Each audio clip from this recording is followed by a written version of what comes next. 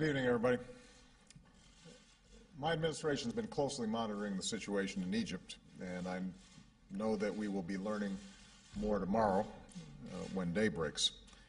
As the situation continues to unfold, our first concern is preventing injury or loss of life. So I want to be very clear in calling upon the Egyptian authorities to refrain from any violence against peaceful protesters. The people of Egypt have rights that are universal. That includes the right to peaceful assembly and association, the right to free speech, and the ability to determine their own destiny. These are human rights, and the United States will stand up for them everywhere. I also call upon the Egyptian government to reverse the actions that they've taken to interfere with access to the Internet, to cell phone service, and to social networks that do so much to connect people in the 21st century. At the same time, those protesting in the streets have a responsibility to express themselves peacefully. Violence and destruction will not lead to the reforms that they seek. Now, going forward, this moment of volatility has to be turned into a moment of promise. The United States has a close partnership with Egypt, and we've cooperated on many issues, including working together to advance a more peaceful region. But we've also been clear that there must be reform, political, social, and economic reforms that meet the aspirations of the Egyptian people. In the absence of these reforms, grievances have built up over time. When President Mubarak addressed the Egyptian people tonight, he pledged a better democracy and greater economic opportunity.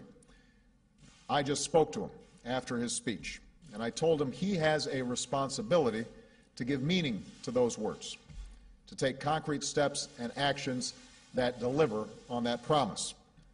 Violence will not address the grievances of the Egyptian people, and suppressing ideas never succeeds in making them go away. What's needed right now are concrete steps that advance the rights of the Egyptian people, a meaningful dialogue between the government and its citizens, and a path of political change that leads to a future of greater freedom and greater opportunity and justice for the Egyptian people. Now, ultimately, the future of Egypt will be determined by the Egyptian people.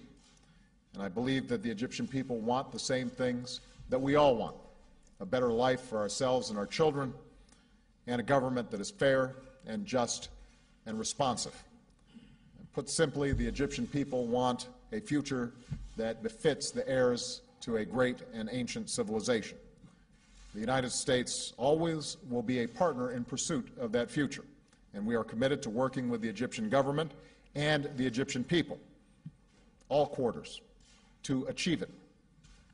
Around the world, governments have an obligation to respond to their citizens. That's true here in the United States. That's true in Asia. It is true in Europe. It is true in Africa. And it's certainly true in the Arab world, where a new generation of citizens has the right to be heard. When I was in Cairo, shortly after I was elected president, I said that all governments must maintain power through consent, not coercion. That is the single standard by which the people of Egypt will achieve the future they deserve. Surely there will be difficult days to come, but the United States will continue to stand up for the rights of the Egyptian people and work with their government in pursuit of a future that is more just, more free, and more hopeful. Thank you very much.